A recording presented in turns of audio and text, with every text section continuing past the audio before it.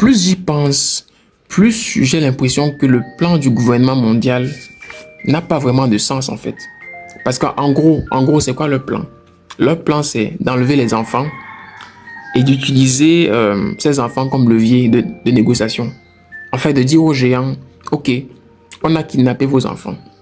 Et donc maintenant, vous allez devoir vous tenir à carreau. Vous ne devez pas vous allier avec nos ennemis. Parce que supposément, comme a dit Gunko, le peuple d'Elbaf va jouer un rôle majeur dans la guerre finale. Donc en fait, le gouvernement mondial essaie de les écarter. Donc, en fait, c'est quoi le plan? Le plan, c'est de leur dire, ok, comme on a kidnappé vos enfants, vous allez devoir vous tenir à carreau. Ne vous alliez pas avec Luffy, ne vous alliez avec aucun de nos ennemis. Parce que si vous le faites, vos enfants vont les... Sauf que, au niveau de l'enlèvement des enfants déjà, il y a un problème parce que Gunko elle-même l'a dit. À cause de la taille de ses enfants, à cause de la taille de l'île, ça aurait été impossible d'enlever les enfants discrètement, de faire ça en soum-soum. Ça veut dire qu'il savait très bien que s'il devait avoir enlèvement, l'enlèvement devait avoir lieu en gros sous le nez de tout le monde, au vu et au su de tout le monde.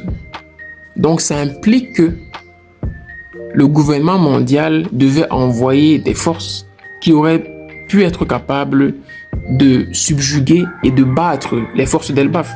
Parce que si le peuple d'Elbaf se rend compte qu'on est en train d'enlever leurs enfants, bien sûr qu'ils vont réagir évidemment. Ça sous-entend que si tu entends d'enlever ces enfants, ça veut dire qu'en gros, tu dois être capable de faire face à quasiment toute la puissance militaire d'Elbaf, à tous les guerriers d'Elbaf, parce qu'ils vont tous chercher à empêcher ça. Sauf que le gouvernement mondial n'a envoyé que 3 personnes. Ça veut dire qu'il pensait que 3 personnes seraient capables de venir à bout de toute l'armée, toute la force militaire d'Elbaf, tous les guerriers d'Elbaf. Moi, je trouve ça un peu gros.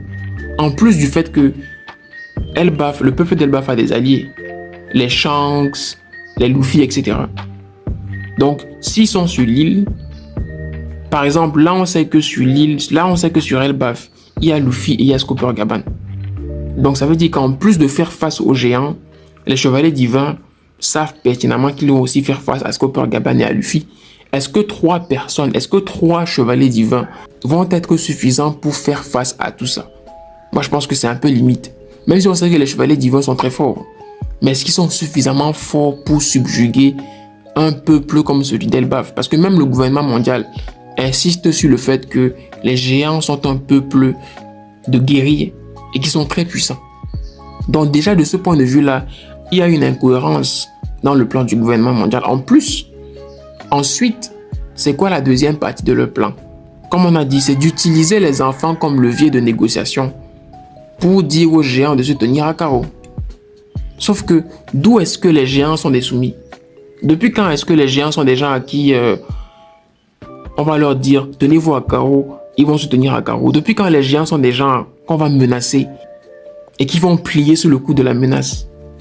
Ça, c'est pas ça les géants.